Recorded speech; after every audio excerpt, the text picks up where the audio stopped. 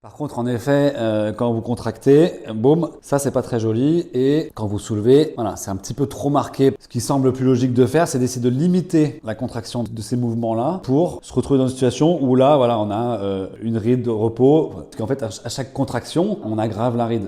Ça, c'est le rôle du Botox. Donc ça va durer environ 6 mois d'efficacité. Et quand ça recommence à contracter, eh ben, on recommence à creuser ses rides. Donc à ce moment-là, il faut le refaire. Donc ça, c'est ce mouvement-là qu'on va vouloir annuler. Donc on va bloquer les muscles. Voilà.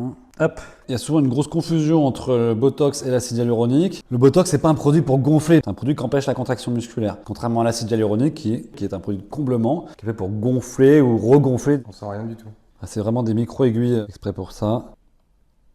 Donc ça fait toujours des micro-bosses au début. Et ça dure 1 heure. Donc l'effet, il n'est pas immédiat. Le Botox, l'effet, ça s'installe sur environ 5 à 7 jours. Donc faut pas se dire le lendemain, ça n'a pas marché. Et s'il y a besoin d'une retouche, du coup, on la fait jamais avant 1 semaine. Particularité chez l'homme, c'est que ça consomme volontiers plus de produits, puisque souvent la zone à injecter, le front est un peu plus grand, et il y a plus de muscles. Et un effet secondaire connu de l'injection de Botox, c'est d'avoir le sourcil en circonflexe comme ça, qui s'appelle l'effet Mephisto. C'est quand en fait le praticien a oublié d'injecter un petit muscle. Donc ça, il faut bien le prévenir systématiquement. Après, les injections, globalement en vie normale. Après, c'est sûr qu'il ne faut pas aller, par exemple, faire un massage, c'est une masseuse avec une tête dans le trou pendant 1 heure, au risque de le faire surtout descendre. Du coup, muscle, il va plus pouvoir se contracter et engendrer du coup un ptosis, une chute de la paupière, qui va durer la durée d'efficacité du Botox, donc potentiellement 6 mois, ce qui est assez embêtant.